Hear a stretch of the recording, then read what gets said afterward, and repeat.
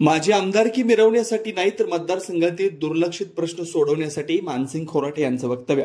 कारखाना बंद पाडण्यासाठी पाटील यांचा आटापिटा. राजेश पाटील यांच्यावर आरोप.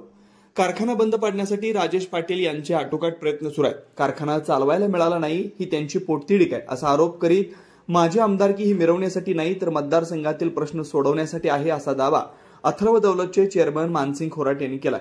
खोराटे यांनी उमेदवारी जाहीर केल्यामुळे राजेश पाटील यांच्या पायाखालची वाळू सरकली आहे. सहकारी संस्थेच्या सभासदांच्या जीवावर ते राजकारण करत नाहीत तर स्वतःच्या पैशावर करतो असं खोराटे म्हणाले.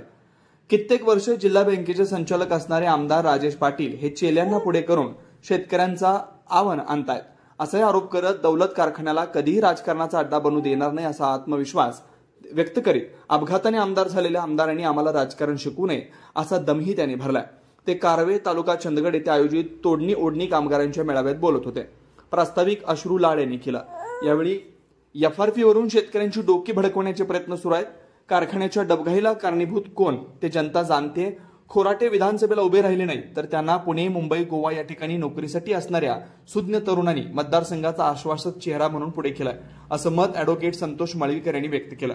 यावेळी भैरू पाटील तोडणी ओढणी अध्यक्ष संजय सुरुतकर यांनी त्यांचं मत व्यक्त केलं. यावेळी पृथ्वी खोराटे, विश्वनाथ ओवळकर, राजवर्धन शिंदे, बाळासाहेब हळदणकर, प्रभाकर कोरवी, सुरेश कुद्रे, सुनील नाडगौडा, सुनील शिंदे, बापू शिरगावकर, सुधाकर पाटील, सीताराम नाईक, कृष्णा नाईक, दयानंद देवान आदी उपस्थित होते. अन्वेषण लाईव्ह न्यूज साठी चंदगडहून तातोबा गावडा.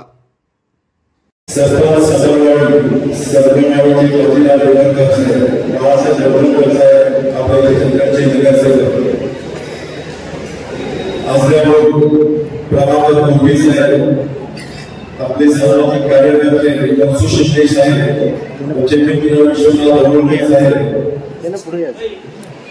महाराज श्री संजय पाटील साहेब, श्री संजय सुरुकर जी, मधुकर कर्णे जी, रमेश पाटील जी, कृष्णा नाईक जी, सुधाकर पाटील जी, मधुकर गवळे जी, सीताराम नाईक जी, शशिकांत रेडेकर साहेब,